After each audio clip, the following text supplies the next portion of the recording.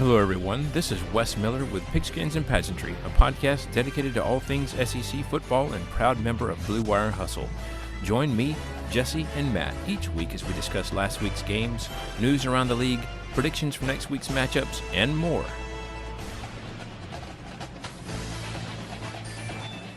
And what's up, everybody? It's Wes.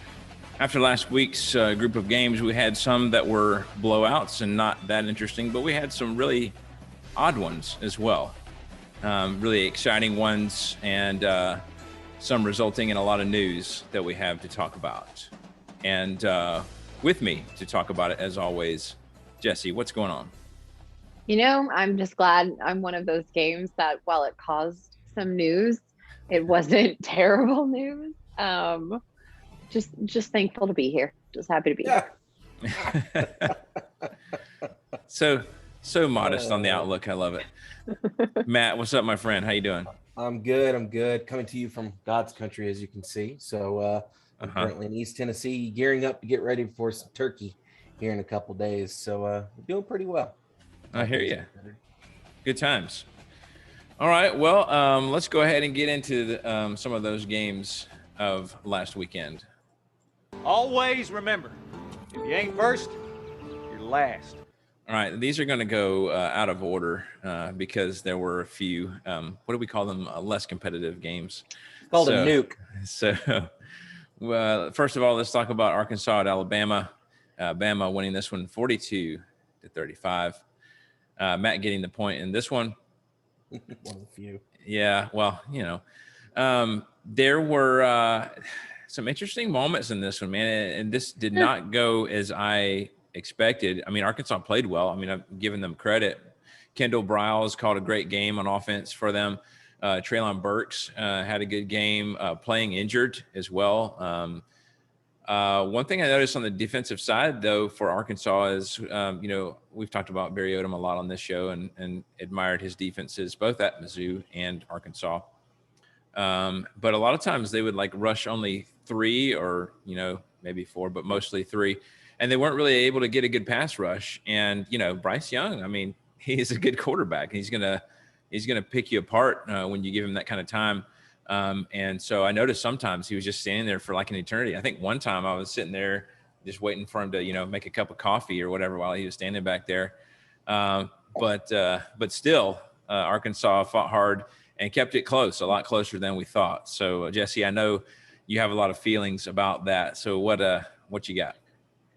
Woof. That's not woof. This is a competitive game, Jesse. You should be glad It was. It's just to go from and I can, you know, obviously we've only lost one game, but to go from a national championship to seeing our defense in the state that it's currently in, especially after being the poster child for a defense, is a little rough. But not to take away from Arkansas, I think they've come so far since getting dominated. In the last 5 meetings that they've had with Alabama, they've been beaten by an average of 34.4 points. So again, this is huge strides for them, especially to come into Bryant-Denny and do what they did. I think that just shows a lot of progress for their team, and they should be really proud of that. And then, you know, their defense did very well. They held us to a lot less than what we would have liked. And yes, Bryce Young made some beautiful passes, but I think if you watched the game, you probably noticed that there were so many times that he overthrew the receivers or threw it behind them. And we were not able to capitalize on a lot of opportunities that we should have. Also, I think I get a little bit frustrated. He's just, his RPO, it's like he just sits there. And I know he's got a lot of time, but at the same time, I want him to make smart decisions. And there's a lot of, you know, there was one time where I think we lost 16 yards because he's just pedaling backwards. And I'm like, throw it away, throw it anywhere, run. You came in as a dual threat quarterback, run the ball. And of course, every time I chastised him, he could totally hear, he would come back and he would make a beautiful play. So it's because you challenged frustrating. It was obviously me. I was coaching him the whole way. So that was frustrating. I think for a lot of Bama fans, we just see that and we're like, make better reads. And we obviously had mistakes of our own. We were able to rack up 671 yards, but we also allowed 468. We lost a fumble at the goal line in the fourth. We gave up a sack. I don't even want to talk about the fake punt. But our linebacker, Will Anderson, he did very well. He had 11 tackles, a sack, and 2 quarterback hurries. And so he's currently leading the nation in sacks and tackles for a loss. So that's great. But there is one stat that I think is very important that I want fans of the SEC to realize. After this game, everyone was talking about how apparently the refs love Bama and we get so many calls. I mean, you kind of do. First of all, that touchdown, his left arm was down and cradling the ball, and his left arm is what hit the end zone. Secondly, in order to overturn a play, you have to have irrefutable evidence, not irrefutable. Thirdly, all the calls that didn't go Arkansas's way, that should have, that were blatantly wrong, then got reviewed and corrected. Also, Alabama gets more penalties per game than any other school in the SEC. And the refs across the conference suck for everybody. So if for some reason you believe that the refs are terrible for all teams and are holy grail for Bama, you are mistaken. I was glad to see them switch that one in the end zone because he was in the end zone by a good 2 yards and they blew him short. I was like, what? The refs in our conference suck for everybody. Refs across the board suck. They're terrible. It's also horrible. It's also a big point of contention in the NFL right now too. It is. It's terrible. Officiating is. What is the deal? Why is this a thing? I don't know. We have more technology now. We should be better at this now. Well, I think that's part of the reason why they think it's so bad is because now you can go back and look it's getting exposed. Of everything. Yeah, you can see it, but you blew a call 20 years ago. Nobody could call you on it. True. Yeah. Well, yeah. It was obvious to everybody watching on TV, but you couldn't do anything about it. Right. Yep, absolutely. And then correct me if I'm wrong, but when they do conference championships, it's generally other conferences officiating crews that come in to officiate, correct? I'm not sure about the Or is conference that championship. just for the nationals? I think the national championship is they make sure and get like when Bama and Georgia played each other. I think it was a Big Ten crew. Okay. I don't think conference championships are different crews though. Well, No. LOL to whoever, if it's a bowl game that gets another, crew, whoever gets the SEC crew, that sucks for you. Sure. And one last big, I think it's probably the most notable thing we could talk about for this game. Gary Danielson said ass. He did. And then he went back and he asked if he could, yeah. And Brad Nessler's just like, I'm not getting anywhere close to that. Yeah, he said, I think you did. And then I think he was like, I'm just going to leave that one alone or something like that. And then Gary goes, I don't think I can say that. I was like, no. You already said it. Too late. It's time to say goodbye, Gary. It's time to say goodbye. But those are the majority of my feelings. Yeah. I think Bryce Young's kind of like feast or famine when he holds the ball that long. I don't mean like overall, but when he holds the ball that long, he's feast or famine because sometimes he'd make beautiful throws. And then, like you said, he had like the 16-yard sack that one time. And didn't that actually, I'm trying to remember, did that take them out of field goal range or something like that? Took us out of field goal range. And I was just like, what are you doing? Yeah. So and I wonder, and I'd love to get y'all's perspective on it as like an unbiased opinion, because obviously I'm biased. I admit that. But I think it's clear he has amazing talent. He broke records in the Arkansas game. He has amazing talent, just gifted. And he's probably a very hard worker. But I wonder if he has the football knowledge, like the ability, the game manager knowledge that you need. I think of somebody like a Jake Fromm that was so good at knowing the plays and knowing how to adjust and all of that. And I'm sure I could think of other quarterbacks off the top of my head, but I just wonder if he has the knowledge. Bama had a ton of game managers, really. We did back in the day. I mean, Greg McElroy was fantastic at it. And that's not a knock either. No, it's what we needed. But I'd like to get y'all's perspective on that. So I'm not going to answer because I can already tell that Matt has enough feelings for both of us. What's going on? Listen.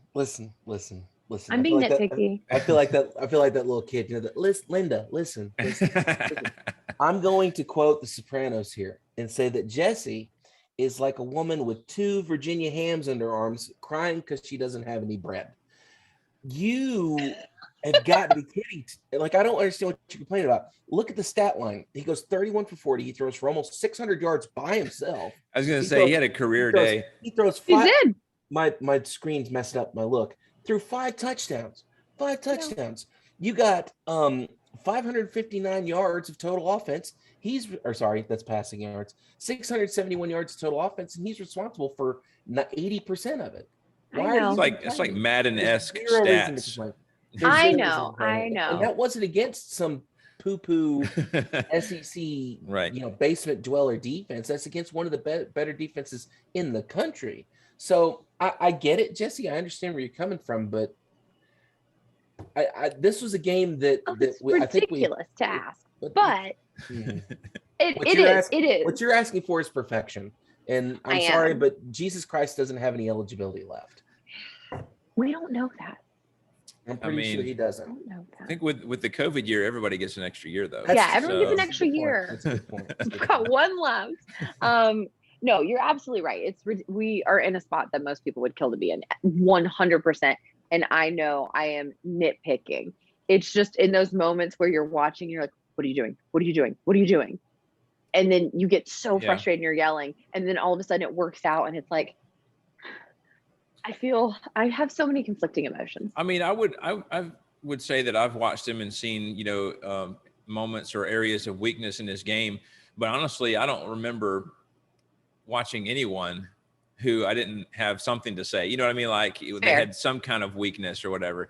His, I would probably liken to, and their speed is not the same at all, but I would liken it to like a Ben Roethlisberger, where obviously he's like 100 times faster than Ben, but as far as like holding the ball, it's good and it's terrible. So Ben holds the ball and makes a play. It's great. He'll hold the ball for way too long and then take a ridiculous sack that's terrible. Yeah. So, and it's coming from a Mac Jones who literally releases the ball in 3.23 seconds. Like actually, it's out. It's just different. If I had to nitpick anything, it would just be that just holding the ball too long.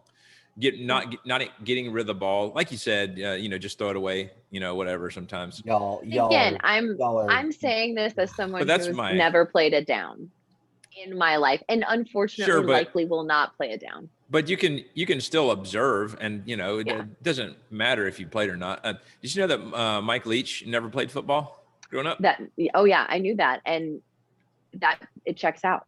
Yeah, but I mean, all you have to do is understand strategy, right? Neither did Charlie Weiss. He's another one that was a really decent coach until Notre Dame. That also never played football. Yeah, never played it down.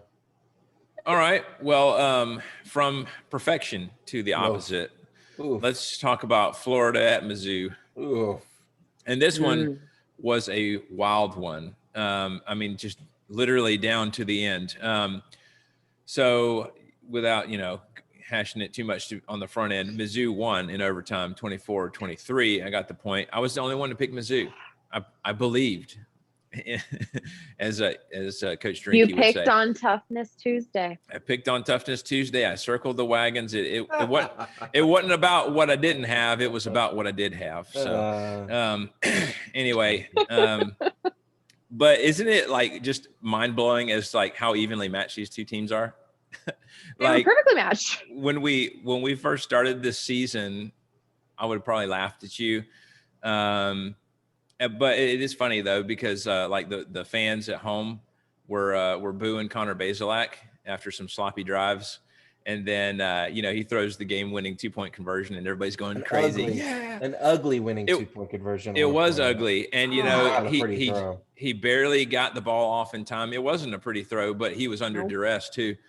But yeah, Florida It worked. Florida is just like so bad. It's insane to see the.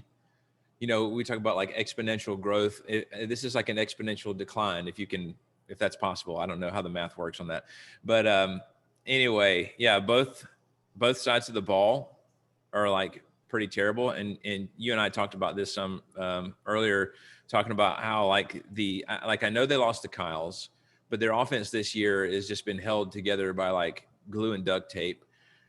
And you saw moments of it early in the season, and things kind of started to get unhinged until the wheels just fell off. At this point. And, granted, they scored like 70 points against Samford, but they also gave up 50 something. And to an FCS school. To a team they were paying to be there. Hey, Tennessee's been there. We've played that game. It's not a fun game. It's fun for the other it happens. Yeah, it's very fun. And then I don't know if you guys remember, but last year, after the whole debacle in their game, and Dan Mullen came out in the Darth Vader costume. Well, Coach Drinkwitz trolled him a bit with a lightsaber of his own and pulled the hood over his head, said, "May the force be with you," or whatever. So a little shot there at Dan Mullen. There wasn't a little shot. That was a big shot. Yeah. So in summary, Florida has lost 5 straight to Power 5 opponents. And it's just been an awful look the whole time. Obviously, we'll have more info about that. And unless you've been living under a rock, you know what we're talking about. And Florida, I think leadership kind of hinted that they were parting ways with Mullen, but they made it official the following day. So we'll talk more about that in the opinion segment, but feel free to whatever. Matt, let's start with you this time. But what were your thoughts on this game and just kind of the overall state of things? Man, this was a sloppy game. It didn't look very good, top to bottom. When you look at third down conversions in particular, was the stat that when I was going back through and looking at this, Florida went 5 for 18 on third down, which is atrocious. And then Missouri went 3 for 15 on third down, which is also atrocious. Awful stat there. The big thing that kind of killed Florida here, I think, is they really couldn't get the ball rolling. Like offensively, let's see, they had 267 yards passing, 93 yards rushing. It's just, and we all know that Missouri's defense, at least over the past, first 50%, 75% of the season, has not been good. So that tells you about how anemic. I was going to be a little nicer than you are, Wes. I'm going to save my hate and vitriol when we talk about Coach Drinky. But this is an offense that should have been able to move the ball against Missouri, and they didn't. So yeah, definitely struggled there. 9 penalties during the game for 80 yards here as well. Just Florida's in bad shape, and I don't see it getting any better with they got to play Florida State next week, and then they're gonna do they finish 6-6? I don't know. I don't know if they do. They may finish 5-7. So weird to be at this point of the season, and the winner of that game decides who will go to a bowl game.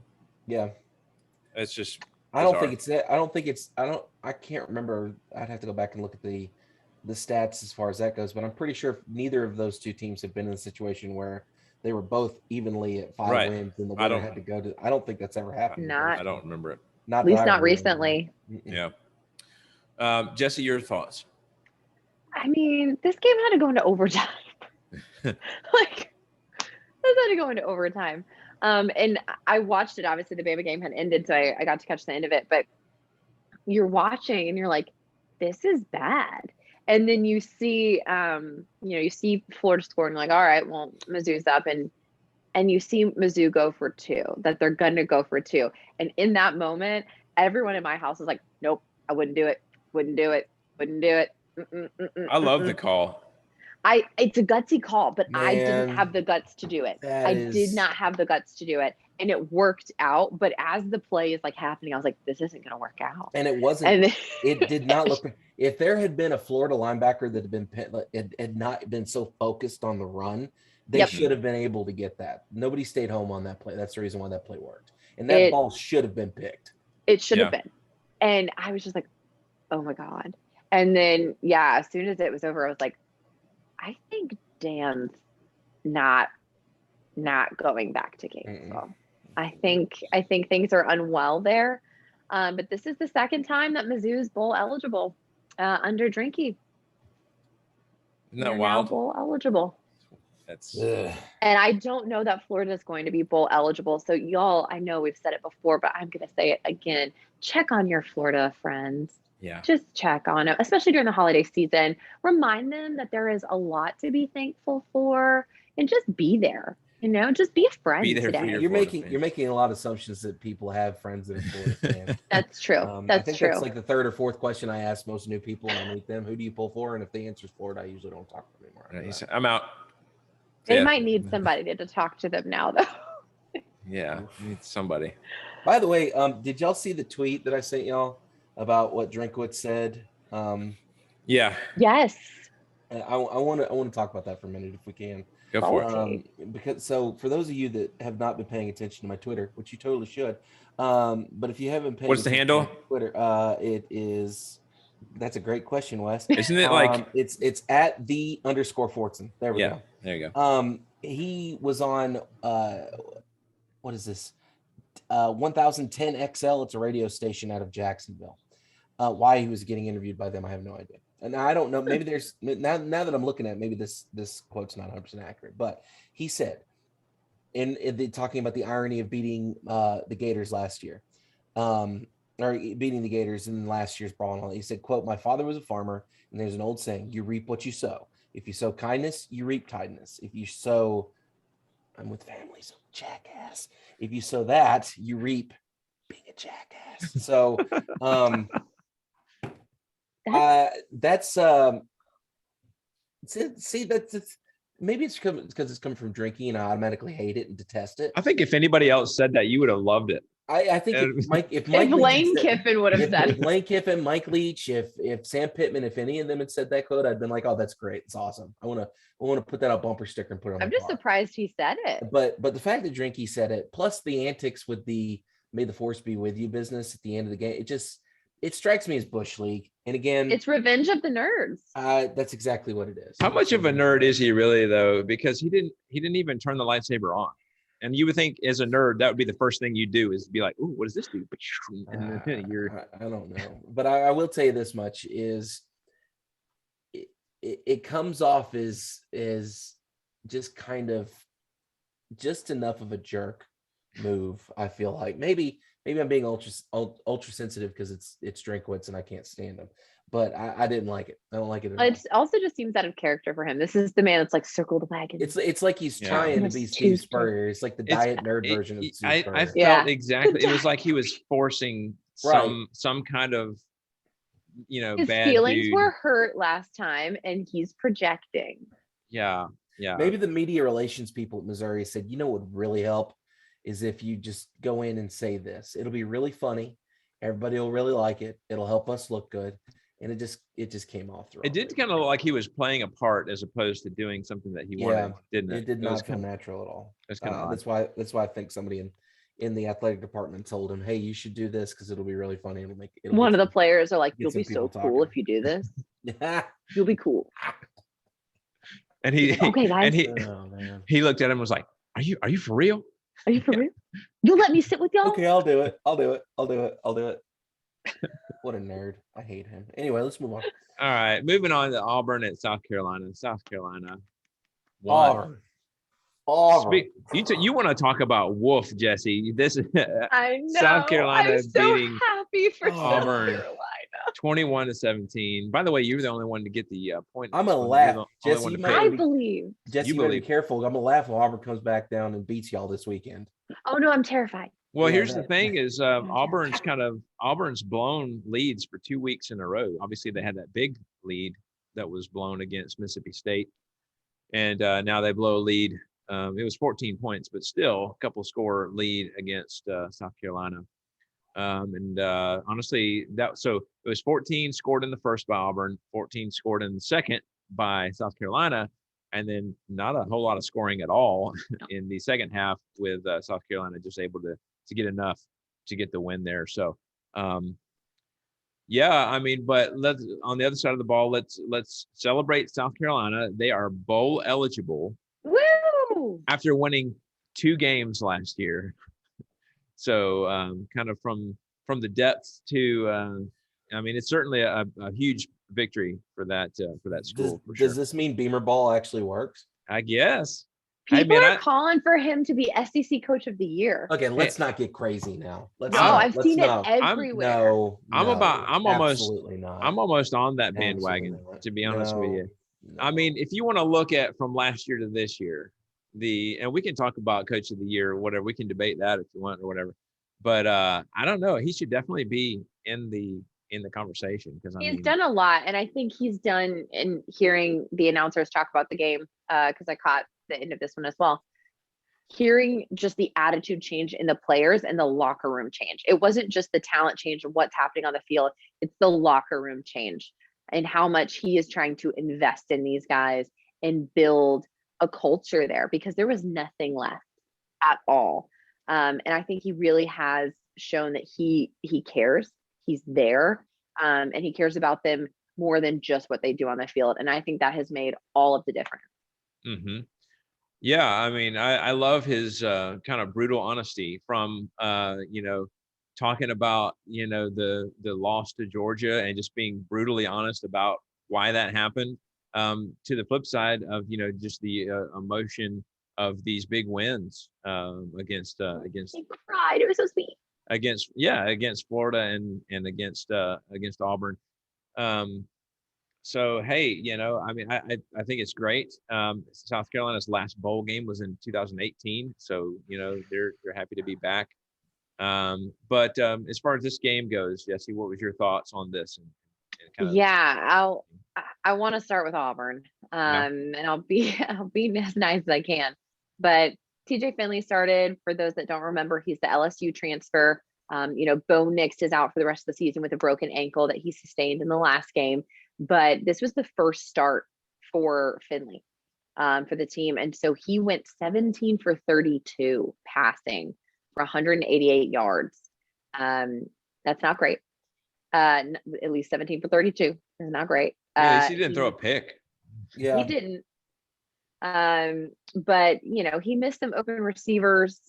They were not able to convert all the time. They had a play that was trying to convert on 4th and 1 in the third quarter. And they weren't really able to do that. Their kicker missed a 25-yard field goal. And so I think he's the backup kicker as well. I don't think he was their starting kicker. I think their kicker also got hurt. He had like a torn ACL or something. Yeah. So it's the backup kicker. And they were not able to keep momentum. It's like you said, they started out on really pushing forward, and they just weren't able to sustain that. And then on South Carolina's side, just a huge win for them to make a bowl game after not being in a bowl, going from a 2-win season last year. And I think that's really special. The team before Beamer took over had lost 13 of its past 16 games before he got there. So this is huge. And now the Gamecocks have beat the Tigers in back-to-back years after going 0-8 against Auburn since joining the SEC in 1992. So something huge weekend, huge game for South Carolina. And I know their fans are probably over the moon at this point, because you look at other teams that have been in a similar situation where they lose a coach, things are really bad, and it takes a while to build that momentum. Yeah. Matt, your thoughts? last weekend we were in Evans, Georgia, calling a high school football game, and I was with my buddy Grant, who's a big Auburn fan. And when the game was going on and you started to see Mississippi State climb back into it, and then finally Mississippi State pulled ahead, I remember asking, I was like, dude, what's going on? And he's like, I have no idea. And then you have this happen this week with a Carolina team that, has struggled. I have no idea what's going on. I have zero clue what's going on in Auburn. Losing Bo Nix hurts, but I don't know if it hurt that bad. You still have Tank Bigsby, and Tank Bigsby stistill got hold on, I had the box score 164 yards. 164 carries here, and just yards. 164 carries. Hey, what a workhorse! Wow. Yeah, man, he is a he played for both teams. It's amazing. So 22 carries for 164 yards. He still had a good day, but it's just Auburn just can't get nothing going. And I'm not sure if that's a personnel thing, because I don't feel like they've lost that much. Granted, losing your starting quarterback's never good for you. But Auburn's in one of those situations where they can't seem to get anything going. Good for Carolina. Still don't know if Beamer is the answer, but he seems to be doing better than Muschamp. So I guess hard to do worse. I guess I don't know. That's possible. We'll see how that goes, but man, they got to figure out the situation in Auburn, because Auburn's got a big game coming up Saturday, and that could get ugly quickly. Yeah. So it'd be interesting. We'll get there.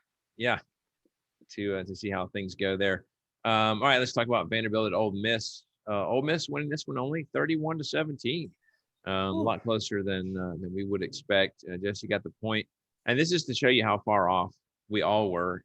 Jesse got the point, and she picked Ole Miss 41-10.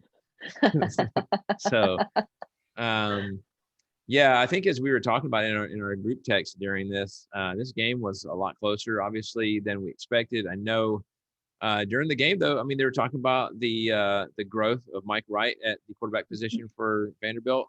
I know he's had some struggles this year, but I believe that he has matured a little bit. I know he didn't have any touchdowns. I think he had the one pick in this game, but still, obviously you're going against a tough SEC opponent there, so it'll be interesting to watch and see his growth continue. And then on the other side, Matt Corral announced he would be entering the draft, so this was his last home game at Ole Miss. And I think that was kind of an emotional moment for a lot of people. So obviously he's an integral part of that team and just kind of that whole community over there. Matt, let's start with you this time. What were your thoughts on this one? Yeah, this was one of those games where I was expecting Ole Miss to run away with things fairly early, and they didn't. Vanderbilt hung around for a good long while. They were able to get some points on the board, not a lot, but still some. And I was a little shocked as well. I was expecting a blowout. I think we all were. And then we didn't get one. Instead, we got, I don't want to call it a struggle win, because I don't think you can quantify this as a struggle win, but still, I feel like that Ole Miss should have won by a little bit larger margin. Matt Corral had a decent game if you take away a pick. Still threw for 300 plus yards and 2 touchdowns. They look good. I hate that the Matt Corral's going to be done. It'd be interesting to see if he had another year eligibility, if he could progress a little bit more. But I think he's a junior, right? Isn't he a junior this year, or is he a senior this year? So. I think you're right, but I'm not sure. I don't think I have to go back and look. Well, we can go back and look at that at some point. But good for him as far as that goes. He's a junior. I just looked it up. So yeah, another year I would have been interested to see how much better he could have possibly gotten. But again, he's probably the number one quarterback to go in this particular class. So you can't blame the kid for wanting to get paid. Vanderbilt showing signs of life. Interesting. I wouldn't qualify it as looking great, but an improvement over a pretty good Ole Miss team. So it's on the road too. And not an easy environment to win a football game in. So maybe Vanderbilt's starting to trend upward a little bit. Jesse, your thoughts? Hopefully not too much this weekend, because we got to right. No, I got to watch this game, and I think maybe just the fourth quarter, maybe the third. I might have gotten to see the whole half, but it was a good game to watch. It was a fun game to watch, and I truly think that Vanderbilt could have overthrown Ole Miss. It got close during the game, but they just didn't execute properly. That's the reason. It wasn't that Ole Miss necessarily stopped them. It's because Vandy had done things on their side of the ball that prohibited them from doing so. But they got a late interception by picking off Matt Corral in the red zone, and then they couldn't convert on it, unfortunately. I believe, if I'm not wrong, I think they tried to go for it on 4th down. It was like a 4th and 1 situation, and they got stopped. And then on their last drive, that's when Wright was intercepted when they were in the red zone again. So that was tough to see. But had they made those two, touchdowns as they should have, then we would have been tied up and we would have gone into OT, which would have been insane. And I would have really loved to see that. But yeah, I think regardless, Vanderbilt should be proud of at least holding an explosive Ole Miss offense to only 31. And then on their side of the ball, they're able to pick up 454 yards of their own. So like Matt said, I definitely think there are signs of life there. And they should be proud, and hopefully they can continue to kind of build on this and make some moves, and maybe against Tennessee, maybe next season, we'll see. But it definitely looked it definitely looked like they were showing some signs of life. And also it looked like Lane Kiffin was choking back tears in his press conference, or his post-game interview rather. He was red-eyed and like very watery-eyed and like was not looking at the camera.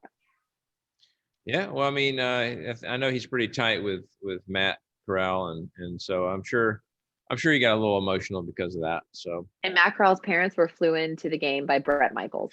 Yeah. I just have to say it. That was such a weird to say it. That was such a weird story there. It's like strange. What connection does Brett Michaels have with the Ole Miss? But all right. Yeah, apparently he knows the parents. They've been friends forever or something like that. Yeah. Well, that's interesting. Yeah, I don't know. It's a really weird story. But Brett Michaels of all people. People. All right. Well, let's talk about some of these non-competitive games real quick. Charleston Southern at Georgia. Georgia winning 56-7. Matt got the point in that one. The only thing that I have to say about this one is the big fella Jordan Davis got to run one in for a touchdown, and that was pretty cool. That's just a large human running at the pile there. Wes, I would like to know what your standing was on the big fella conducting the band after that game. I thought it was pretty cool. He, obviously, I guess needs a few lessons on, conducting the band. But hey, as far as the actual moment, on senior day, I thought that was really cool. It's sweet, but if I'm his coach, I'm like, get off this ladder now. Yes. Yeah. We have too much looking forward. Get down. That is true. That is one concern there. Don't do that. Yeah, that would not be good. So always got to be careful. So let's see. Prairie View A&M at Texas A&M. It sounds funny even just saying that. I don't know why. Like Prairie View, I picture like Little House on the Prairie or something. I don't know. Well, they had a twister come through town. Well, that's true. Texas A&M winning this one 52-3. I don't really have anything to say. I don't know if you guys do. Well, we knew that Texas A&M was going to bounce back because they just lost that last week to. Was that last week they lost to? Who did they lose to last week? I'm not sure they lost the game last week, didn't they? Because that knocked them out of the the West. They lost to Ole Miss 29-19. Yep. That's right. So yeah, that was a pick me up game. Yeah, it's kind of get them back on the straight and narrow, so to speak. Yeah. And then New Mexico State at Kentucky. Kentucky winning this one 56-16. I got the point in that one. I don't really have much to say on that either. Kentucky had over 700 yards of offense. So there's that. Let's see. Tennessee State Tigers at Mississippi State, who we also discussed last year. Tennessee State was trying to trick people into coming there because they have a tiger. The T looks like an L. TSU. Yeah, if you squint real hard, it looks like LSU. It's just then the blue is almost like a purple. I'm like, come on, guys. Yeah. Hey, it's worked on somebody. I just love the idea. I love the idea of some recruit getting there and being like, what you do the voice you did it last week, Matt. What is he? Wait a minute, this isn't Baton Rouge. Where are we? I love it. This is Pikeville, Tennessee, or wherever Tennessee State is. Yeah, this is right. So, anyway, so yeah, there was that. Mississippi State winning big, 55-10, and this one I got the point here. Then South Alabama at Tennessee. Tennessee nuking them 60-14. Matt got the point in that one. Do you have anything to say about that one? There's not a lot to talk about. I watched most of this game. I felt like Tennessee looked pretty good. It's nice when your team does what they're supposed to do, and I felt like Tennessee did this. It was nice to get that 50 burger, and then it was really nice to get that 60 burger. So I was pretty pleased with the performance. Hendon Hooker went 17 for 20 for 273 yards and 2 touchdowns.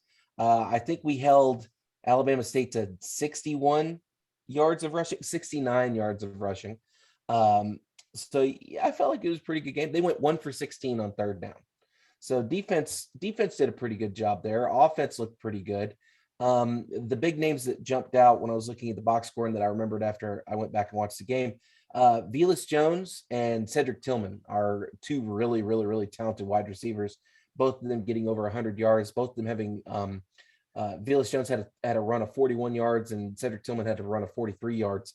So that's 2 big games Cedric's had back to back. So things are looking good on Rocky Top. Heupel seems to be getting that offense trotting off. That's nice. So yeah, I was pretty pleased with it. A good gear up game before we get to see Vanderbilt here this weekend.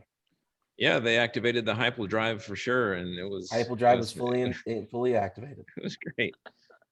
All right, next we had UL Monroe at LSU, and I hesitated to put this one in blowouts because it really wasn't a blowout. It was, it was a couple score win still, but LSU won this one 27-14.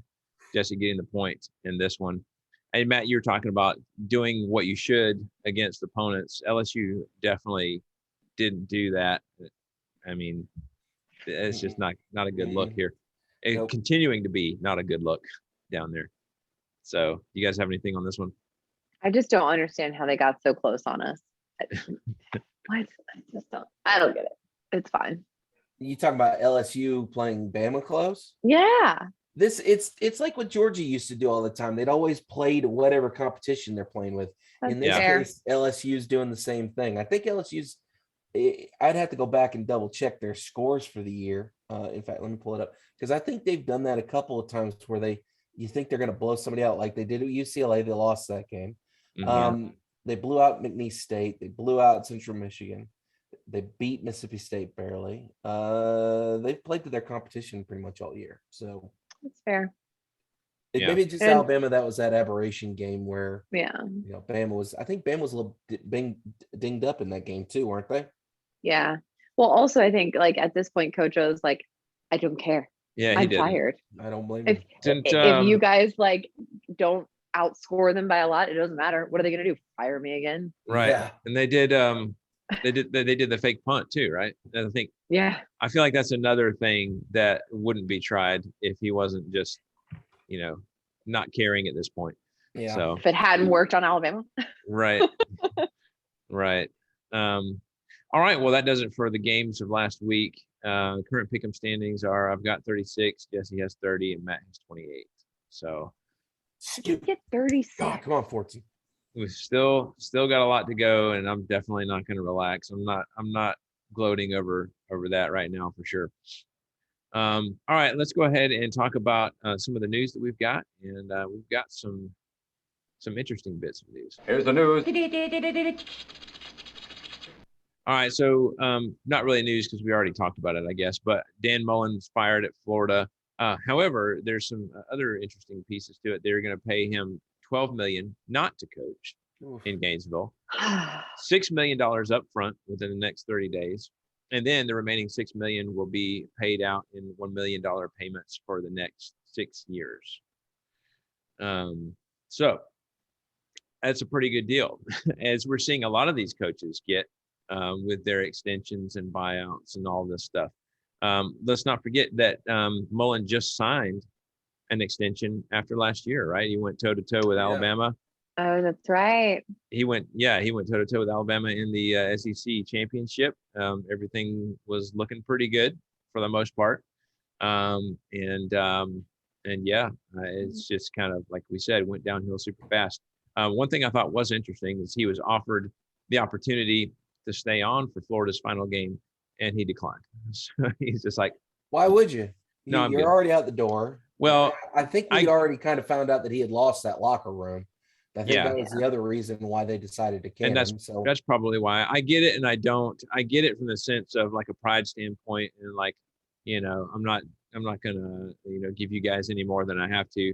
From the standpoint of the kids, I would think that would be something you would want to do. But then again, if you've already lost the locker room, maybe there's no point. I don't know. Yeah. You guys have any other thoughts on? I think I remember seeing some stories about how a lot of the football players, like instead of going over to do the what's it called, the alma mater, like all of them just went to the locker room, and you only had like a couple. Like I feel like that football program over the last couple of weeks has been kind of trending downward, and here we are. I mean, no one got the can. So, right. Any other thoughts on that? I'm just waiting for the transfer portal. Yeah. Yeah. I mean, so they're going to have to. So now we're getting into like the silly season, right? Of all these ridiculous scenarios. And then it's always the domino effect too, because if so-and-so takes this one, well, then that means this job comes open, and then this job comes open, and it's just a whole. The coaching carousel begins, and the transfer portal starts getting happen. Yeah, and a lot of them are high-profile spots. By the way, I want to point out that I went back and looked at the performance of Florida coaches over the last couple of years. Mullen got 3 years. Went 10-3 his first season, 11-2 his second season, 8-4 this season. Or sorry, 8-4 last season. And then what are they, 5-6 right now? So potentially 5-7, 6-6, so somewhere in there. So he got 4 years. McElwain, who was before Mullen, got 3 years. He finished up with a 4-7 season, and they canned him. Muschamp got 4 years, finished 7-5 his fourth season. He got canned. Urban Meyer and Steve Spurrier, the only two coaches. Don't do that, Jesse. That's not appropriate. His behavior is not appropriate. Oh, that was a good one. If you take Urban Meyer and Steve Spurrier out of the equation, their coaches have not gotten a lot of time. Like, for example, Ron Zook, you got to go all the way back to the beginning of the millennium, got 3 years. Galen Hall got 5 years at Florida in the 80s. Charlie Pell got 6 years in the 80s. Doug Dickey got, I think he's the one exception. I think he got like 10 years. He got 8 years in the 70s. So this is a Florida football program that is not giving their coaches a lot of time to work over the last 25, 30 years. Again, the Spurrier effect in the 90s, and then the Urban Meyer business in the mid-aughts kind of threw a lot of this stuff off. And I think, again, a lot of this has to do with the Saban effect that we've been talking about since 2012, 2013, whenever we started running into that problem of, if you're not Nick Saban, you're getting canned after 3 years. I don't know if I necessarily disagree with the firing, because if you've lost the locker room, if you've lost, that's it. Yeah, that's the big part. If you've lost the locker room, and then when you're saying things like, well, we'll worry about recruiting when we get to recruiting, that's usually an indication things are going the wrong way. Well, they're recruiting in the off season. Like, coach, there is no off season for recruiting. No off season for recruiting. That's year round.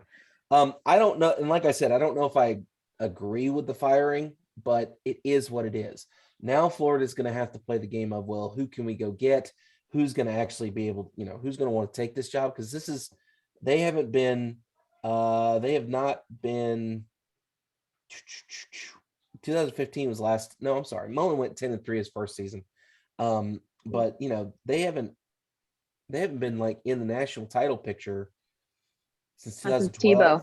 Yeah. Since 2012, and then prior to that, 2008, 2006.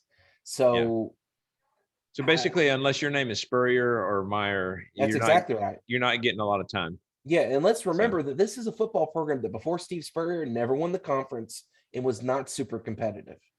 Florida used to be, analogous to like Mississippi State or one of those other kind of mid-tier teams. It was Spurrier that made them elite.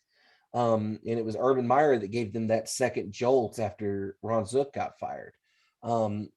And then in Meyer, there was a lot of fuzzy stuff going on there, but we won't get into all that business. So I hate to say this, Florida fans, and you're probably going to hate me for it. I don't see it happening again. What are the chances you get another Spurrier or another Meyer? Pretty slim, I think. Especially given with the market, given with the way, especially with programs that are built the way they are. Just oof. I wouldn't want to be a head coach walking into the situation in Florida. Right. We were having a good laugh about that team under Meyer at one of my kids' practices. We were all sitting around, parents, and we were talking about those old Florida teams, and we're like, how did that even happen with some of those teams under Meyer, where you basically have like the equivalent of like a pastor on the team. You have a murderer on the team. There's like who was somebody else who had like legal troubles, and their name escaped me. I think it was Brandon Spikes. Yeah, Spikes. Yeah, he had a domestic abuse charge at one point, didn't he? Yeah. So you had all he these. He also tried to gouge a guy's eye out during a game. That was the Georgia game. Yeah, I think we were there, weren't we? We were there. Yeah. That was wow. That was that 08 team, wasn't it? Yeah, I think so. Yeah. Because that was, hold on, I'm pulling up first game back for Tebow after his concussion against Kentucky when he beat Herschel Walker's rushing record. Right. Yeah, that team was a perfect storm of something. It wasn't it because I don't know what, but it was something. And it worked. You had all these crazy different personalities, like we said, that just would not have gone together in real life, but somehow came together to make a great team. Wild. But I think Matt hit on an important thing when you look at the record of a coach, and it's still a decent record for the years that they've been there. But when you lose the locker room, that's not something that's easily corrected. You can't recover. It's just not there. Yeah, there's no 2-a-day practice that's going to fix that. There's no nutrition plan or strength and conditioning that fixes that. Because once they're gone, they're gone.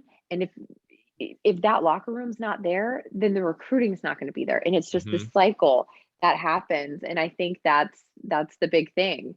And I think that's also, like you guys said, that's why he doesn't want to coach the last game. And if he lost the locker room, if he lost the players, I guarantee he lost the athletic department and the boosters. Yeah. Isn't that an interesting intangible? Because there's, in some of these instances, there are successes that you could point to, like, on the resume. But well, what about this? Or what about this year? And look at the success that we've had in the past. You're like, yeah, well, that's fine. But it is weird. Like you said, like once you've kind of crossed that line, it's like there's no going back. Think of someone, and I don't have his record up in front of me, but think of someone like Mark Richt. Everyone was so frustrated with his records and stuff, but his locker room loved him as a person. True. He had his own little share of discipline issues there too. Like, there were a lot of accusations that he wasn't running that locker room like he should have. Yeah. Oh no, he had discipline accusations, but that might be why the kids loved him, because they didn't get disciplined. But the locker room, I think the players really loved him as a person, and you're able to kind of overlook some things, or not even just overlook, because his record wasn't bad. I think Mark Richt genuinely loved his players, and I think that came back to bite him sometimes. I think he might have been a little too lenient at times because we've all talked to Jack Jackson on here, and Coach Richt was the reason he wanted to play at Georgia. And he has glowing reviews of who he is as a human being. And I think, I interviewed him one time at the Star. It was my first ever internship here in Middle Georgia, and he was just as lovely as he could be. And Coach Johnson, who was at Georgia Tech at the time, was just as gruff and Paul Johnson, awful as he could be. Yeah. But yeah, I think the intangible of the locker room and the attitude the players have towards you, there's not much you can do about that. Right. By the way, I went back and looked at the 2008 BCS National Championship team that Florida had that year. So here's a couple names that jump off the page. Brandon Spikes, who we obviously just talked about, was their starting Mike linebacker.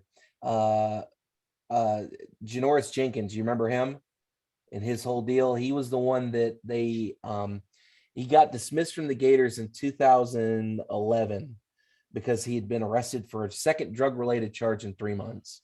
That's right. He was also the one that they found a dead body in the basement of his house. That'll do it. In 2018. That'll do it. I think Percy Harvin was on that team. So was Marquise Pouncey. Yeah. I don't remember exactly, but I seem to remember there being some controversy around those names. I remember their names. And then obviously Aaron Hernandez, who also was in on that mix. And then you have Tim Tebow. Isn't it just a weird group together? I won't go. That's the weirdest sandwich you could ever make. Yeah. I won't get started on my Tim Tebow tirade because if I start, I won't stop. Anyway, let's move on. All right. Well, we have a little bit more to say in the opinion segment, but let's go ahead and talk about CFP rankings, which just dropped about an hour ago. The newest rankings are number 1, Georgia, number 2, Ohio State, jumping up to number 2, number 3, Alabama, number 4, Cincinnati, getting inside that top 4, and then number 5, Michigan, number 6, Notre Dame, number 7, Oklahoma State, number 8, Baylor, number 9, Ole Miss, number 10, Oklahoma, and then the rest of the SEC teams in the top 25 being number 15, Texas A&M, and number 25, Arkansas. All right. Do you guys have any quick takes on the latest rankings? We'll see if Cincinnati stays at 4 after rivalry. It's a tough word. It's like rural. Rivalry week. Yeah. Rivalry week. Rivalry week. Yeah, and the week at the end kind of makes it even more of a rivalry week. Matt? Look, here's the fact. Cincinnati's going to be in there until they give them a reason not to. If Cincinnati continues to win out like they should, if they're an elite team, then this should be a moot point, and we should be worried about what that matchup's going to look like for Georgia in the first round of the CFP. However, what I think is probably going to happen is Georgia and Bama are going to meet in the SEC championship. Bama, Georgia, if Bama loses that game, they're out of contention completely.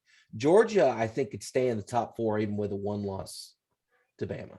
I think they'd be at 4. It's very likely. I think They'd probably be at 3. percentage. I think their ESPN FPI or whatever the predictor is like 98 or 99% chance to make the playoff right now, just because of that. Ohio State and Michigan is going to be interesting because if Ohio State loses to Michigan and Michigan jumps them, I could see Michigan jumping in to that 3 spot. Alabama would move up to 2. Cincinnati would still stick at 4, I think. But here's the thing. I think if Cincinnati struggles in any stretch of the imagination, whether it's this week or in the Conference USA they're in? I forget. Yeah, whatever their conference championship is. Whatever rank-a-dink conference they're in. Anyway, if they struggle in their conference championship game, I can completely see a Notre Dame team sneaking into the playoff. Don't. I could see it. I could totally see it. Even with the loss to Cincinnati, I could see Georgia. Let's say Michigan beats Ohio State. So Georgia, Bama, but then even then after the SEC championship game, that's got to work its way out. So Notre Dame could still sneak in there regardless. Poor Cincy. I just think they don't have a chance. I think they're going to get jumped by somebody. The committee showed last year they got no respect for the outside the group of the group of 5, or they're not worried about those non-traditional powers. Because if it's either going to be Michigan or Ohio State, regardless of however that works out, it'll probably be one of them. And then I think if Oklahoma State wins out and wins the Big 12, I think they jump in, no question. I think if Cincinnati's 4, they don't have a chance of staying there, I don't think. So, yeah. Any other thoughts on the rankings? Baylor's in that mix too, aren't they? Yeah, well, they're number 8, yeah. Because I'm looking at the Big 12 standings right now, and right now Oklahoma is 7-1 in the conference. They're on top. Oklahoma State 7-1 in the conference. They're tied with them. Right. Baylor has 2 conference losses. So if I don't think. I don't know if a Oklahoma State and 2 Baylor- loss, I don't two think in a conference 2-loss. loss. Yeah, The thing definitely is not. they're ranked ahead of Oklahoma State in the. Oh no, they're not. They're right behind them. I'm So sorry. yeah, Oklahoma State Rankings plays not. Oklahoma this weekend, and then I don't know how that'll work for the Big 12. Did they play a championship game? I thought they did, unless I'm not sure, I to thought- be honest with you. They have. I don't know about this year. But anyway, yeah, I don't think since he's going to survive.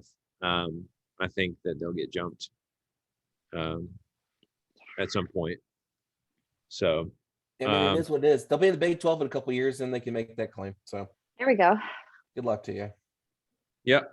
Yeah, the next date is Saturday, December 4th, 2021 for the Big 12 championship game. So what do they do? Take the top two because they between don't the have best division. and the second best. Yeah. Mhm. Yeah. So so Oklahoma State play this weekend. Let's say Oklahoma State wins. Does that mean it's Baylor, Oklahoma State that next week?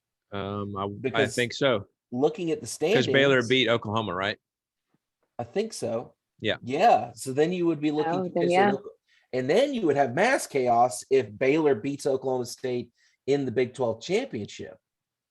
Yeah, I think So- if that's the case, there's no Big 12 team. They knock each Yeah. other out. I think. Probably not. But do Yeah. you take the Big 12 champion over Notre Dame and Cincinnati?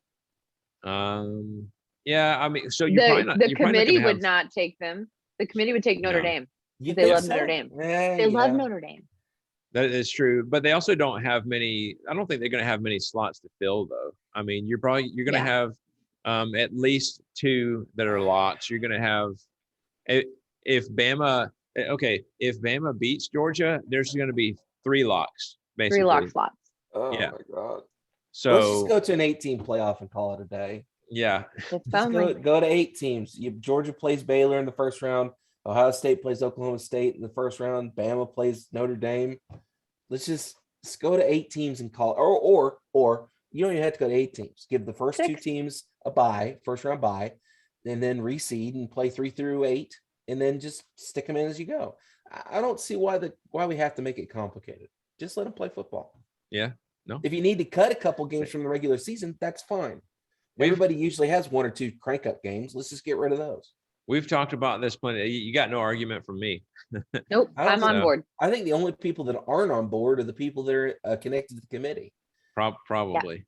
And I don't understand their logic behind it. I don't know why anybody would And be it- against more good football. And it's not money because you would make so much No. money. No, the Off of television that. rights by themselves would pay for everything. Yeah.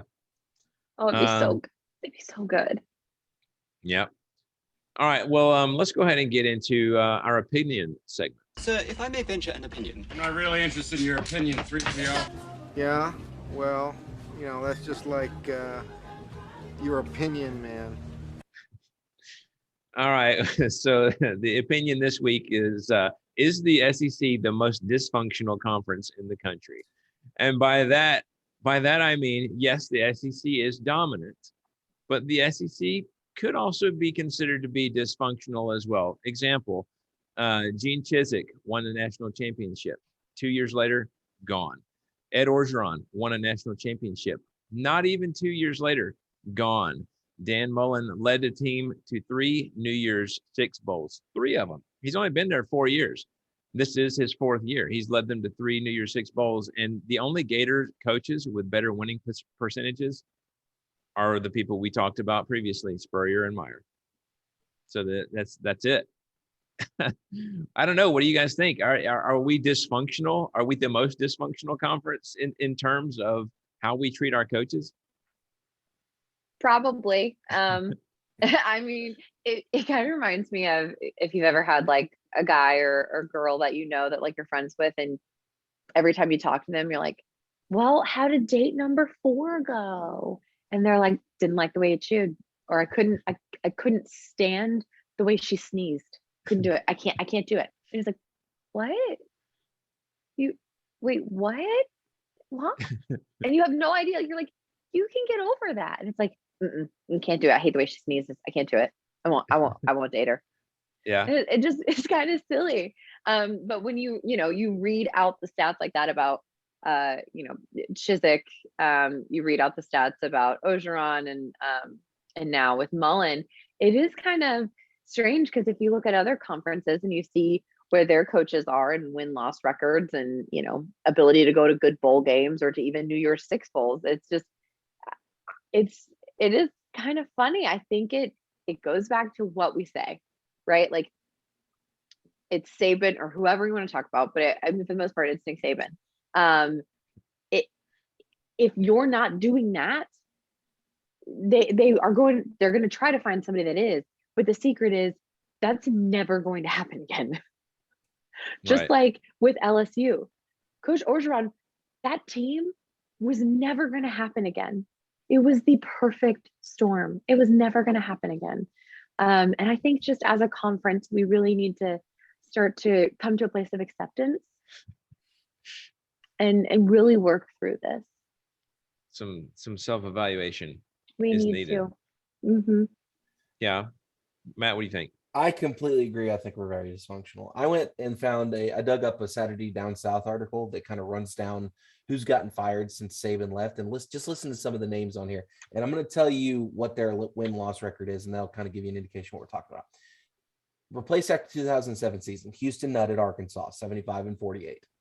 I think we all remember when Arkansas was pretty good under Houston Nutt. Did pretty good. Tommy Tuberville was an institution at Auburn. Went 85-40, and they canned him. Now a senator. Now he's senator. Let's not talk about that. Fulmer obviously is the other big one there. 152-52 in his years at Tennessee, and they canned him in 2008. Let's see, what's another couple names on here that jump off the page at us? There was one more in here. Bobby Petrino went 34-17, but there was some off the field stuff that went on. With Bobby Petrino, there's a little bit of stuff going on there, so you can't really do that. Gene Chiswick obviously is the other example of one that had some success that they ran off because he had a bad year. Let's see, Mark Richt is also another one that Georgia ran off, even though he had lots of success. And I probably Wes would disagree with me on that, but understand that's part of it. He was also there a really, really long time too. Yeah, 2001 to 2015, so 14 years. Yeah, he was there a while. Another name that we've probably forgotten about is Gary Pinkel. Do y'all remember him? He was the head coach at Missouri. He went 118-73 at Missouri. He was there from 2001 to 2015. He had a health issue that came up. That's part of the reason why he left. But again, shows you that that's part of the reason. And then the other one is, Les Miles, in 114-34 at LSU, and then he got canned. So, I think we're a bit dysfunctional. I think that a lot of that has to do with Nick Saban. I think a lot of that has to do with the media. Not to sound like I almost sound like we're talking politics here. I hate to blame the media for things, but I think it's kind of ramped up in its intensity by the media and by other people. If we operated now, if we took our system now of the SEC and we worked like that, 40, 50, 60 years ago, people like, Bobby Bowden would have gotten fired after 4 seasons. Vince Dooley would have gotten fired after, I think, his 6 seasons. Dooley struggled. Yeah. Dooley struggled multiple years. There's probably a couple more in there that if you go back and look at those great coaches that have a couple bad years strung together, they probably would have got canned. So, but that's also part of the reason why the conference has gotten so much more intense over the past 15 years is because there's all this pressure to win now. We got to win national championships. So, but it's not just us; it's other conferences as well. Because you see that at like the USC's, and you see that at Ohio State. You see that does seem to be Texas the bigger is ones. another one. Yeah. These perennial blue blood powers that when they have a little bit of struggle, well, we can it. We'll bring in the hot new coach that can fix things. So they don't give you a lot of time if you're a head coach anymore. And isn't it weird though? It seems like a lot of those are tied to the biggest money too. Yeah. And I think the reason that is because they feel like they've got the money to throw around, where if it doesn't work out, well, I'm just going to throw around a bunch of money and get them out of here and get somebody else. And it's just like a perpetual cycle after a while. But I think about a lot of these coaches in like the Big 10 or Big 12 or whatever, who have been coaching there for like 30 years. And like you said, for some of them, they're like an institution there. And they might not have won a national title, but they play winning football for the most part, and they're just sort of a fixture around the campus. Yeah. Well, if we keep this up, there's going to be a time where we won't have those institutions, of people. Like we'll kind of run out of those, because at some point everyone's going to get to a point where like they don't have that like undefeated coach for 6 years in a row or whatever it is. And right. in the godforsaken day that Nick Saban retires, like we're going to be down, and you're not going to have that coach that's been there for over a decade. So it's an interesting precedent that we have started in our conference and other conferences. I think another thing that comes into it is the money that these coaches are getting paid too, which has a lot to do from what's his name, the agent, Jimmy Sexton, I think is his name, who's the main agent for like all of these big name coaches. Like he's the main guy for them, and he's the one. It's just funny you don't see it across other sports either. But he's the one who's knocking on people's doors, saying, "Hey, my guy just, I think he was Mullen's agent. He's, hey, my guy just got this big win, or he just, held his own against Alabama in the SEC championship. He deserves an extension." And because they just listen, or because they're afraid of something, I don't know, they just do it. Well, look at old Penn State. They just signed James Franklin to a 10-year contract. Yeah, I didn't look to see who his agent is, but it wouldn't surprise me.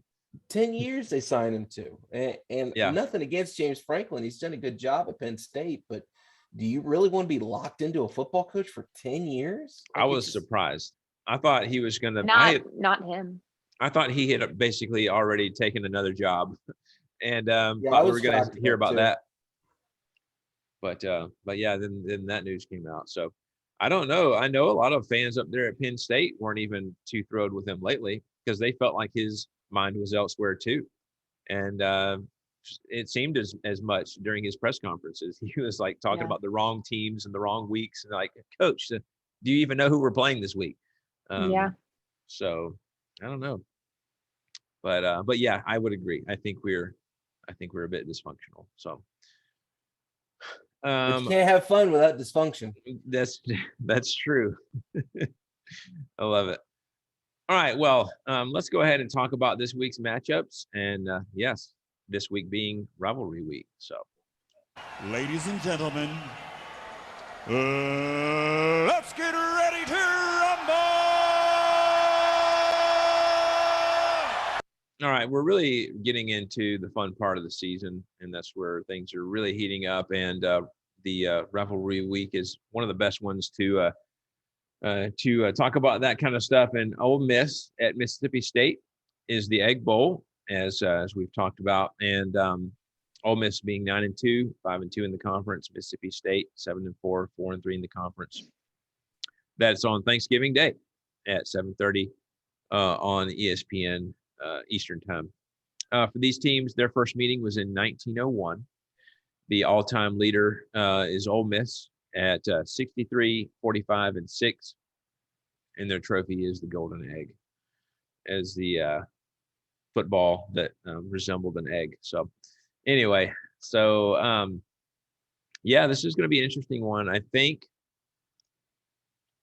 Vegas has Ole Miss in this one. Or no. Actually, I think they do have Mississippi State.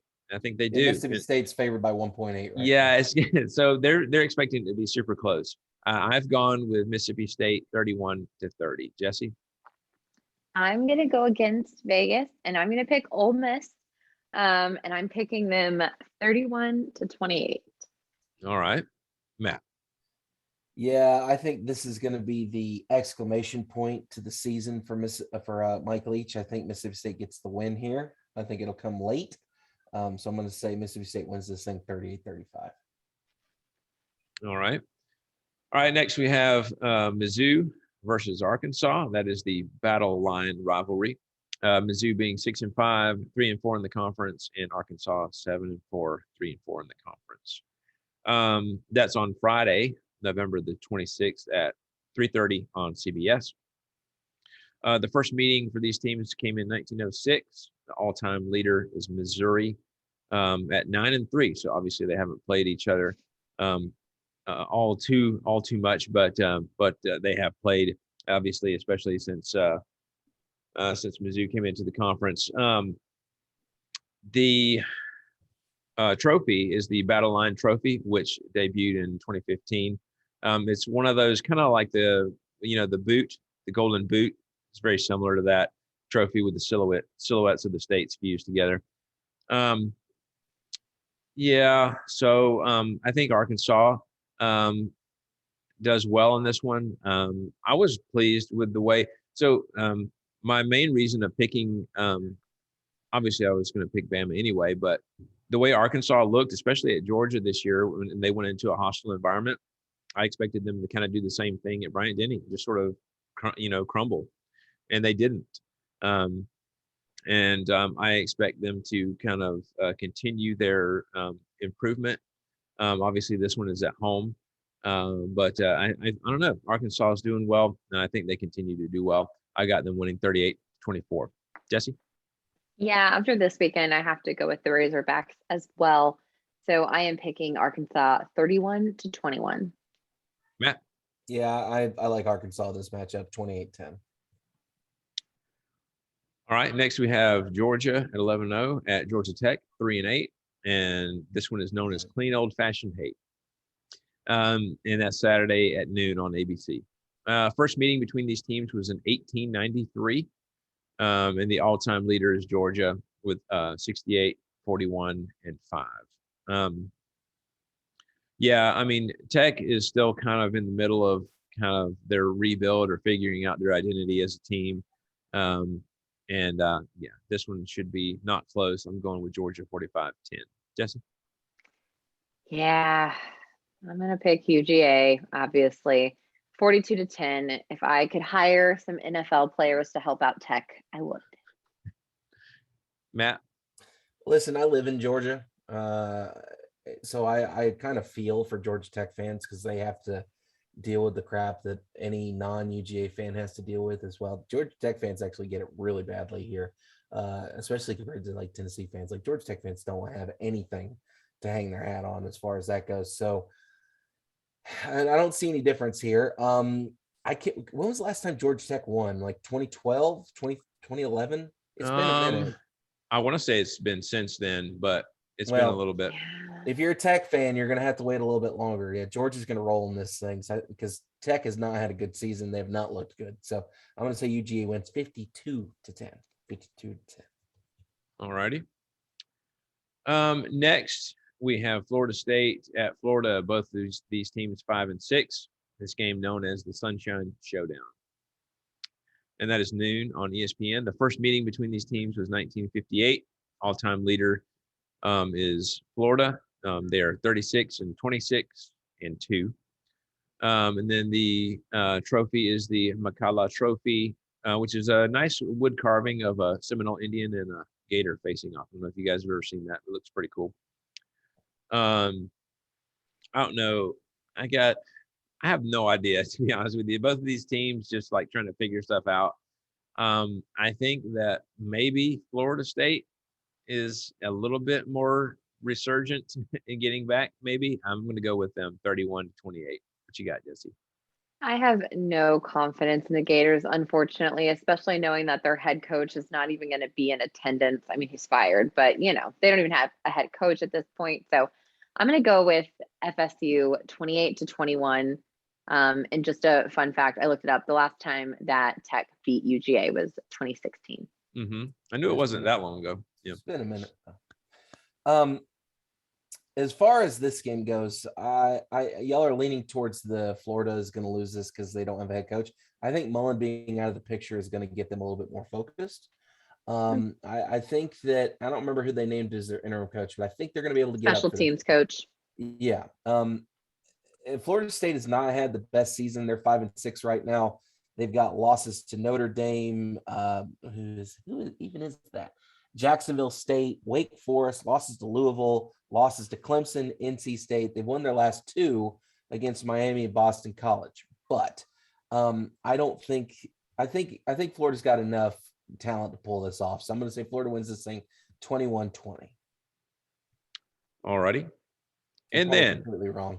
But I got to make some moves, guys. Yeah, I'm yeah. too far behind in the standings. I got to take some risks. I got to gamble a little bit. No, it makes perfect sense. All right, and now we have Alabama 10-1, 6-1 in the conference at Auburn 6-5, 3-4 in the conference. The Iron Bowl, 3:30 on CBS. The first meeting between these teams was 1893. All-time leader Alabama 47, 37-1. And the trophy is a mouthful. This is the James E. Foy VODK Sportsmanship Trophy, or more commonly known as the Foy ODK Sportsmanship Trophy. It's actually that makes that easier. It's a pretty nice looking trophy. Actually, it just has a really long name. It was first awarded in 1948. So I think Bama wins, but they don't cover the spread, which I forget what it was. I think it was maybe like 3 scores, maybe. I don't know. But they don't cover the spread because it's Jordan Hare. So I got Bama winning this one 35-21. Jesse? I don't like playing in Jordan Hare. I don't like it one bit. You shouldn't. I don't like it. I don't trust it. I don't like it. This sounds bad, but I'm happy Bo Nix is not there. Just to be completely honest, I wish him a good recovery. I wish him well. I'm just glad he's not there.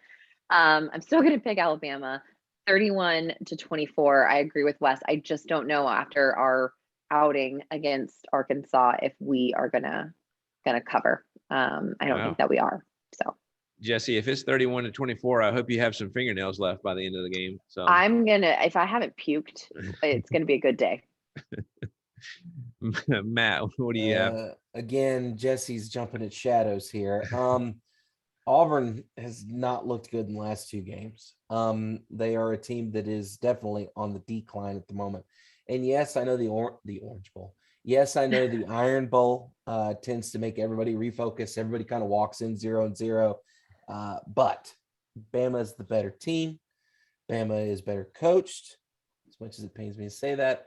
Bama has the better talent. So I'm going to say Bama wins this thing 42-28. Matt, I am praying you are right. I hope I'm wrong. I want Auburn to win this thing just for the chaos of it, and I enjoy watching Nick Saban lose football games. I haven't got to enjoy that very much the last 25 years. But look, I would love that, but it's not going to happen. I don't foresee Auburn winning this ball game. I don't see for Auburn being very competitive. In fact, I think that 28. I think that last touchdown, the last 2 may come in garbage time. Gotcha. I would be so happy. I hope I'm wrong. Yeah, we'll see. We were doing so well, Matt. All right, next we have Vanderbilt at 2-9, 0-7 in the conference, at Tennessee 6-5, 3-4 in the conference. This one doesn't have a name that I've found. It's 3:45 because it's never been competitive. It doesn't need a name.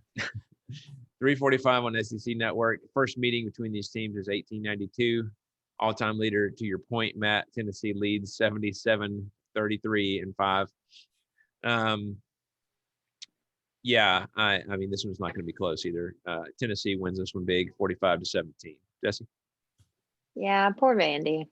They had some stuff to build on, but I don't think it's going to get built by this weekend. So I'm picking the Vols 38-17. Matt? Heupel's going to do his best Ivan Drago impression to go, I must break you. So that's exactly what Tennessee's going to do here. So 45-20 is the final score. Nice. By the way, that last touchdown that Vanderbilt gets will come in garbage time. All right. I'll be watching. I'll be waiting for it. So, all right. Next is Texas A&M at 8-3, 4-3 in the conference. At LSU 5-6, 2-5 in the conference. That is 7 p.m. on ESPN. First meeting between these teams is 1899.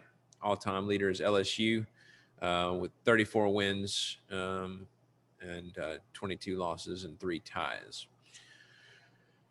Yeah, A&M, I think they got this one. LSU's just trending down.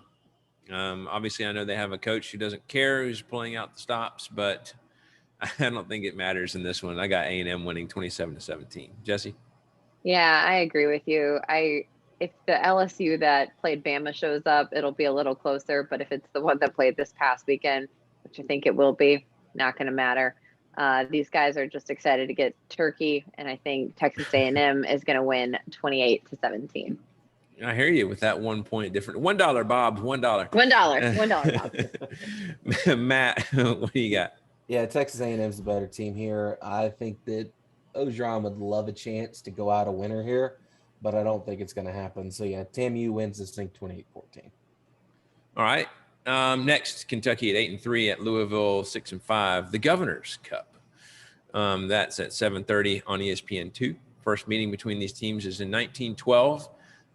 These teams haven't played each other a ton, but all-time leader is Kentucky at 17-15, and the trophy is the Governor's Cup, as we've mentioned. I think so. Interesting. Vegas has Louisville winning this game. Not sure why. I'm not sure where they're getting that from. Maybe just going off, a comparison of teams that they've played. I have no idea, honestly. But I don't agree. I'm going to say Kentucky pulls off the upset and wins 31-28. Jesse, what you got? Yeah, I don't even feel right calling it an upset. I don't know where Vegas is getting that either. Right. I'm picking the Wildcats 31-17. Alrighty, Matt. I'm trying to wrap my brain around why Vegas is picking them too. Maybe is Lamar Jackson got some eligibility left? Is he dressing back out for this one? Because I think they retired his number. Yeah, they did last week, I think. This is a Louisville team that's coming off a win against Duke, a big win against Duke, and a fairly large win against Syracuse. But those teams aren't Kentucky, and we've seen Kentucky go this year. So yeah, I'm going to stick with Kentucky as well. I'm going to say Kentucky wins this thing 28-10. It's just when I see stuff like that, I kind of have to stop and be like, wait, like, do they? We don't. Exactly. That was my thing. I was like, miss? what is going on here? So anyway, yeah, we'll see what happens there. And then finally, we have Clemson at 8-3 at South Carolina 6-5. The Battle of the Palmetto State. That is on SEC Network at 7:30 on Saturday. First meeting was in 1896. Clemson leads the series 71-42 and 4 ties. And then this is my favorite part of every year, and it's that their trophy used to be the Hardee's Trophy, which existed from the 1980s to 2014. Now it's the Palmetto Trophy, 2015 to present. So it's a little more of a proper trophy for between these two teams. But anyway. Now, this one would be an upset for SC to win, and I don't know why. I'm just feeling crazy or whatever, but I am going with the upset here. I got South Carolina winning this one 24-21. Jesse?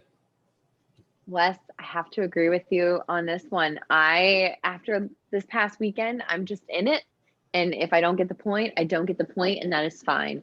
But I'm going to pick the Gamecocks 27-24. So Jesse's crazy too. Matt, what do you got? So. Y'all are psychopaths. You're crazy people, because Clemson's having a down year, but it's still Clemson. So Clemson's going to win this thing. I have zero faith in South Carolina right now. I know they're coming off a couple big wins, but it's Clemson. And even though they've struggled, I still think they got it. So Clemson 28-24. Yeah.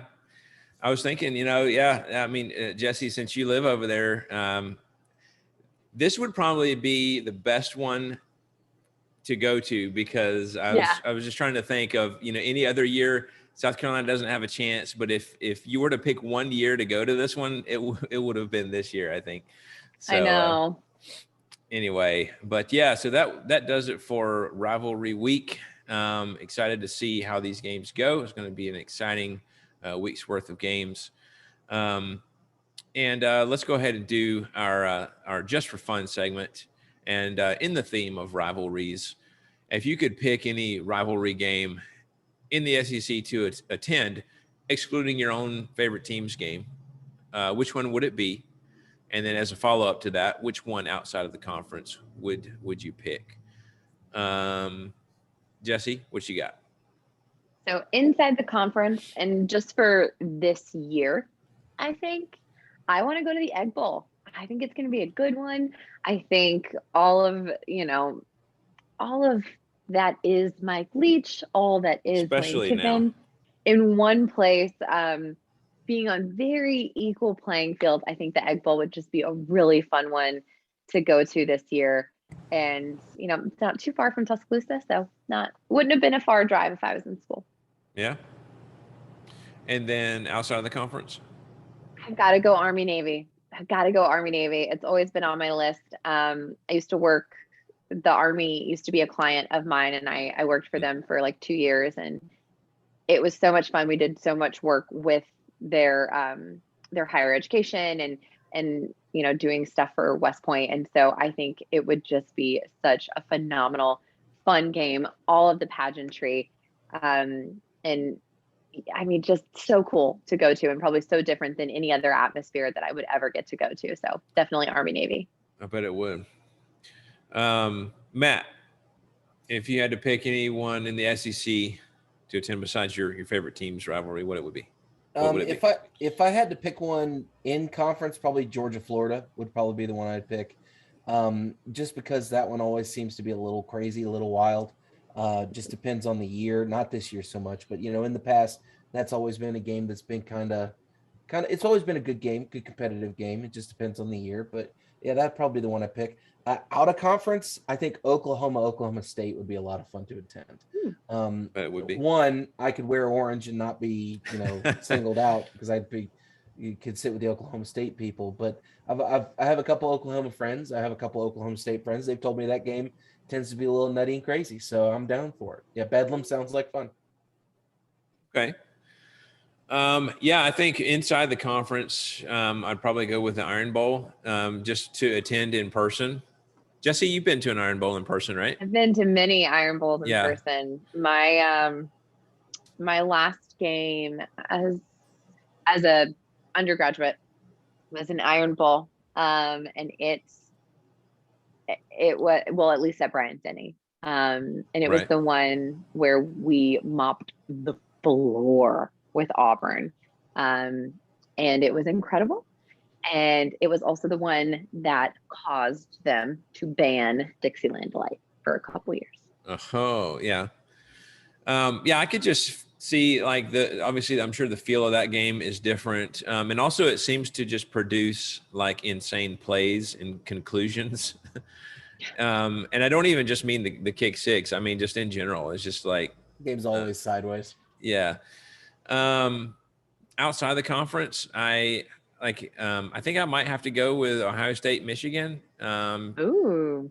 Or the game, as many within those fandoms refer to it. Nobody calls it the game. It's like the Ohio State University. Within those fandoms. Anyway, I feel like the game is like so hyped every year that that it's just one of those that you just would want to experience and would want to go to.